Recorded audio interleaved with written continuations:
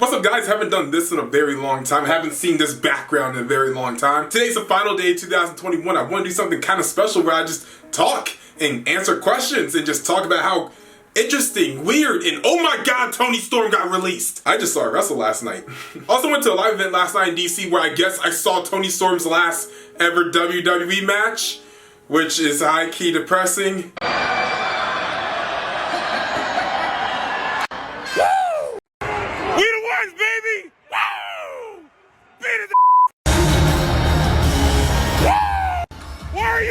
That was something. I also tried to scream at the Usos that they suck since I was sitting that close, and Jey Uso responded, "Your mama." I wasn't ready for all that. Point is, we're doing a Q&A. I want to answer some questions that you guys have for me, and I'm going to answer literally all of them. That way we end the year on a good note, except for the whole Toni Storm got released part. That's sad, depressing, and I hate my life. So squeeze. Hashtag AskTripleM, when are you defending the YWO Heavyweight Championship of the world? It's been about 3 years. I have the belt right here. 1 second. Here's the championship. I know you haven't seen this bad boy in a hot minute. Will I ever defend it again?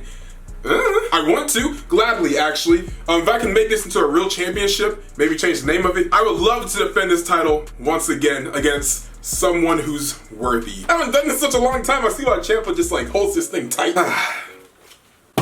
Alright, next question. Do you think Liv Morgan will take the title home at WrestleMania, or do you think they will fumble the bag with her? I'm not gonna lie, I'm not the biggest Liv Morgan fan in the world, so personally, I don't think so. I think at WrestleMania, as far as women's matches, right? I'm gonna go ahead and run you the card right now, fella. It's gonna be Becky and Bianca, Raw Women's title. Charlotte and Alexa, who wins the Rumble, SmackDown Women's title. Sasha and Bayley are just gonna have a singles match, street fight, no DQ, but some stipulation on it, so it's fun. Carmella and Zelina versus Toxic Attraction, unified tag belts. Cause what's the point? There's not enough teams. Ashley said, what's your favorite part of doing YouTube and watching wrestling? Having people who love you so much. I mean, I didn't know people love me, man. I haven't heard that ever. My favorite part of doing YouTube is just this, talking to the camera. I feel like even though I'm just looking at this honking piece of metal that's recording my every movement, my favorite part of doing YouTube is really just talking to the camera, because I feel like I'm really talking to all you guys that are looking at your phones, your laptops, your TVs right now, even though I'm not. I'm looking at this honking piece of metal. Having people that love me and stuff, I mean, like, that's cool. I think we're all just friends at the end of the day. Like, I consider all y'all family, all y'all friends. That's really cliche to say as a YouTuber, but I'm gonna say it anyway because it makes me look good. I'm kidding, I actually do really mean that. I feel like you guys are all my friends and my family. When I meet y'all, it's so weird because, like, I don't know what you necessarily look like, but you know more about me than I might know about me. Having the ability to just communicate with a lot of people that are into the same things I'm into, which is professional wrestling, is the coolest experience in the world. What has 2021 taught you as a person? That's really deep, oh my god. What is the one thing you can say was the highlight? Yo, that's deep. The one thing 2021 has taught me is what I'm doing actually matters. What I'm doing will pay off. 2021 has definitely taught me, one, to protect that mental health by any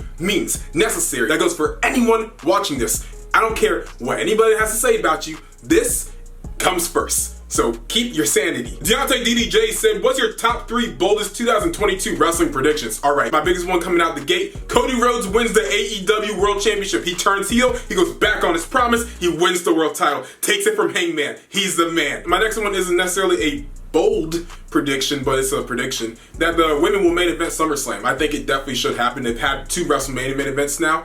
I would love to see a SummerSlam one go down. I think it's very possible. They're gonna be in Nashville next year. So my last one, Umaga goes in the Hall of Fame. I think he deserves it. He seems like a swell guy. Well, was a swell guy, unfortunately. Tyler Sims says, why you claim to be 5'5" when you're 5'3"? Sir, I'm 6 foot.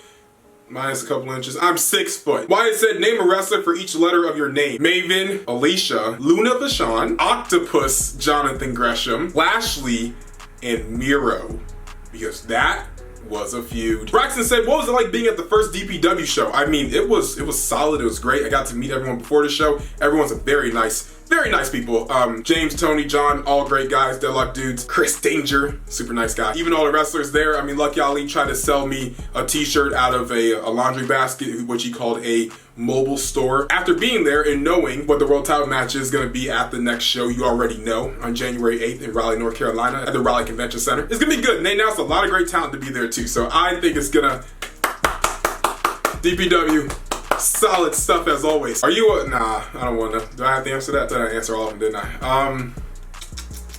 personality. What's your best or top 3 wrestling matches you've ever seen in person? The last one will throw you off a little bit because I'm going to say some WWE then jump somewhere else. The ladder match at WrestleMania 32 when Zack Ryder won. Thought it was great. The next one would be Kofi and Daniel Bryan, WrestleMania 35 when Kofi won the world title. Kofi Mania. Top tier. I cried. And the top one is going to be from Ring of Honor. And it's actually going to be Roderick Strong versus Jay Lethal for, I believe it was both titles or just the World Television title or maybe just the World title in an Iron Man match at Death Before Dishonor 2015. It's the first time I've ever seen an Iron Man match. That's the first time I ever saw both those guys perform. It was so good, so great. I met Jay Lethal after. He was a great guy before he was bald. He still had cornrows. That was the most magical experience of professional wrestling I've ever seen in my life. And I don't think anything will ever top that match for me because it was the first time I saw a big time match right before my eyes. And I just ranked that over 2 WrestleMania matches to tell you how important that match was to me. Name one big wrestler you want to interview. Kofi. Yeah, I mean, like, it gotta be Kofi. Just the impact he's had on like my life and just being like a black wrestling fan. I mean, it's just something that I feel like it needs to happen. It needs to happen. Miller Time said, how did you get into weightlifting? I'm a pro wrestling fan. Have you seen the bods on these dudes? Like, whoo! Zooey mama. Pause. But I just wanted to be strong like them. I wanted to look like Triple H. I wanted to feel like Dolph Ziggler. Then I realized I'm black, so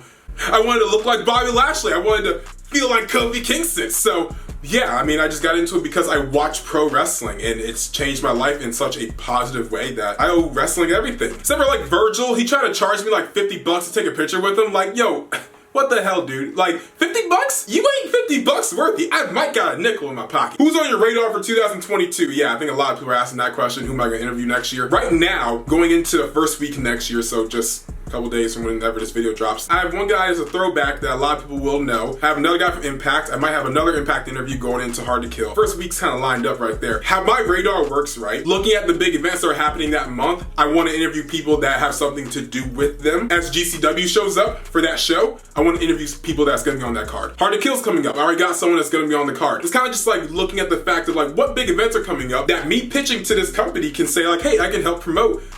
My name's Malcolm.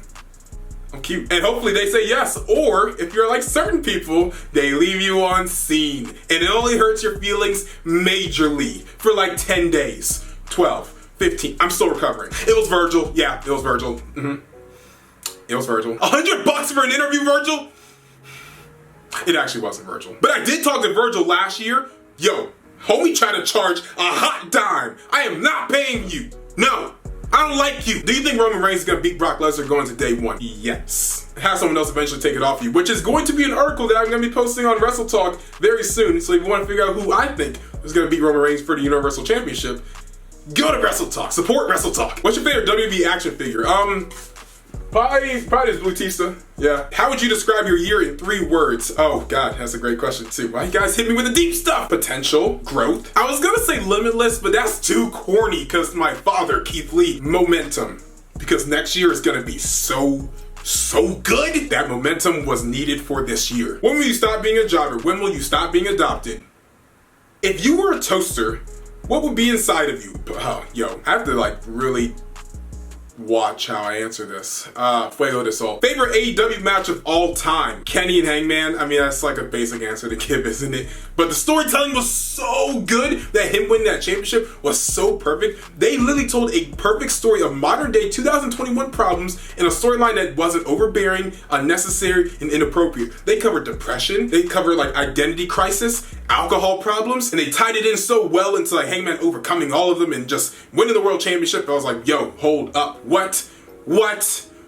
Awesome. What was your favorite wrestler you've interviewed this year? Yo, everyone. I guess like Seth Fatu or Solo from NXT 2.0 was probably my favorite because he did the most views probably. He's a super nice guy. Danny B, who I just talked to recently, she was a sweetheart. Darius Lockhart was fun too. I liked him a lot too. Which era was your favorite? Ruthless Aggression or the Attitude Era? I mean, given the fact of what time I came up being a wrestling fan, being like 2008, so I kind of caught like the tail end of the Ruthless Aggression era and going back and kind of just watching that stuff. Golden was cool, actually. Minus Hogan, you know, screw him.